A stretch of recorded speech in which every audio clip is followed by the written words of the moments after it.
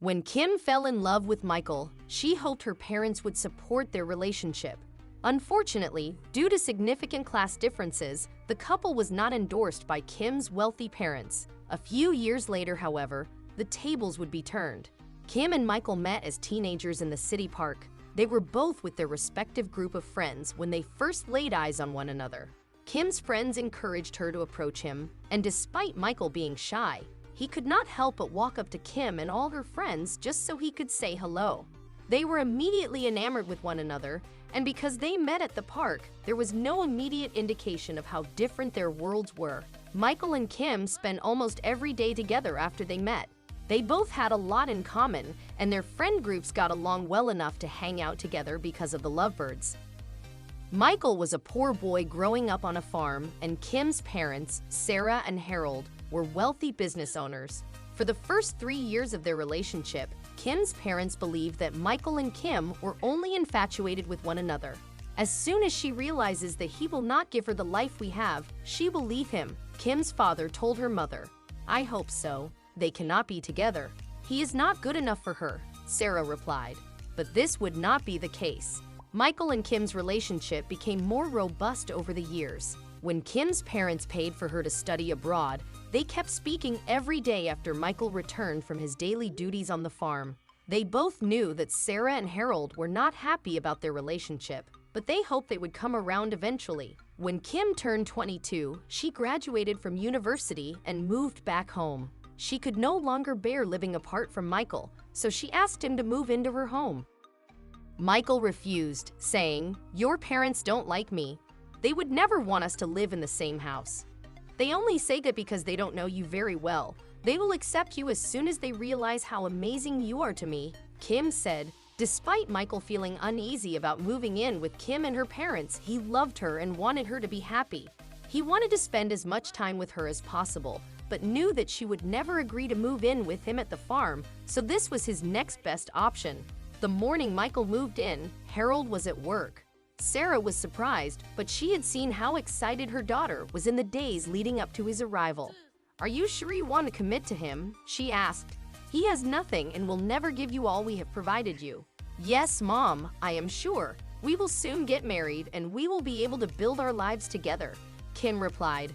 Sarah just wanted her daughter to be happy.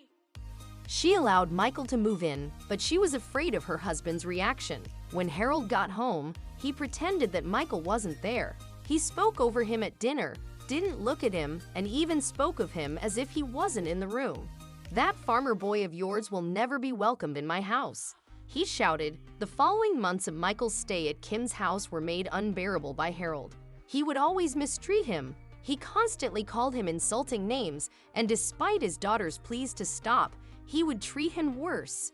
"You are not good enough for my daughter, and I will make sure you stay away from her," he constantly told Michael. Michael tried hard to ignore the insults and focused on keeping Kim happy and being helpful around the house. One evening, just before dinner, Sarah's favorite bracelet broke, and she was pretty upset about it.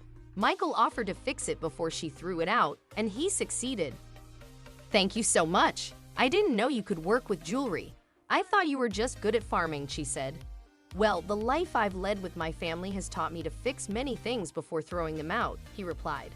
"That's always a good thing to learn," Sarah said as she reached out to hug him. Unknown to them, Harold had been crouching on the staircase, watching and listening to the conversation. When he saw his wife and Michael hug, he quickly took out his phone and snapped a picture of them. During dinner that evening, Michael noticed that Harold was restless. When Michael asked if he was okay, Harold quickly pulled out his phone. "Kim, I have something important to show you. Your so-called fiancé has been having an affair with your mother," he said. "I told you he wasn't good enough for you. He's such scum that he went for your mother." Chaos immediately ensued. Sarah started screaming at her husband, calling him a liar. Kim stood up and ran upstairs crying, and Harold repeatedly shouted, "Get this farmer boy out of my house." Michael was so overwhelmed with the chaos that he just sat in his chair stunned. When he finally managed to get control of himself, he raced upstairs to explain to Kim that her father was lying. But before he got to her room, Harold chased after him and tackled him to the ground, dragging him to the door. Sarah was still screaming at her husband and calling out his lies, but Kim was too heartbroken to believe her mom. Michael was kicked out of the house with only the clothes he was wearing. He called out to Kim, hoping she would give him a chance to explain the photo. Instead, Harold called his security guards to remove him from the property altogether. He made his way back to his parents on the farm. 4 years after that chaotic evening, Kim married and divorced Barry. Their fathers were mutual friends and set them up.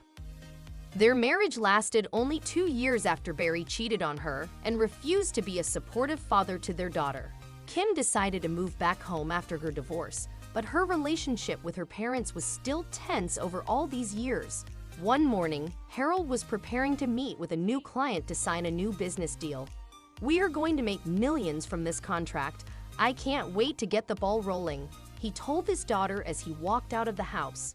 Kim reluctantly wished her father luck and went on about her day. When Harold walked into the new potential client's office, he was shocked to see Michael sitting in the CEO's chair. When Michael recognized him, he walked up and shook his hand.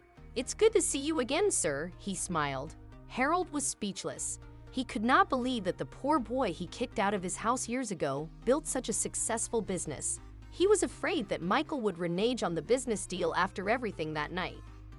Michael could see the fear in his eyes and put him at ease. "Don't worry, sir, I will still sign the contract with you," Michael said. "But I ruined your relationship. I set you up and kicked you out at night, and you had nothing on you, no money or warm clothes," he replied. "I remember. I was devastated after that happened. But I realized that I would never earn your respect by only being good to your daughter. So I chose to study at the local college and start my business," Michael said. After a short meeting, Michael stayed true to his word and signed the contract, and the men were officially in business together. Later that day, Harold had a long overdue conversation with his daughter. He confessed that he eavesdropped on Michael and her mother and made it appear they were having an affair when her mother was simply thanking Michael for fixing her favorite bracelet. "You know, Mom has explained this story to me so many times," Kim replied. "Which is why we have fixed our relationship. But I waited so many years to hear your confession. I know, and I'm sorry, Kim. I thought that boy would never give you the life you deserved," Harold said. "But look now, he is a CEO who just signed a valuable contract with you. And only now you think it's time to confess," Kim cried. "I can talk to him and try to get you two together again," he promised. "No, don't bother. I'll fix this myself," Kim said, then walked out. She drove straight to Michael's office and explained what her father had told her. "I missed you all these years and I'm so proud of what you accomplished," she said. Michael was delighted to see Kim and he was flattered by what she said, but he had to admit he didn't miss her that much. "After everything your family did to me, I don't think I can trust them. It would be unfair to ask you to choose, so let's just stay friends," he told her. They remained good friends, and Michael later met someone else to love.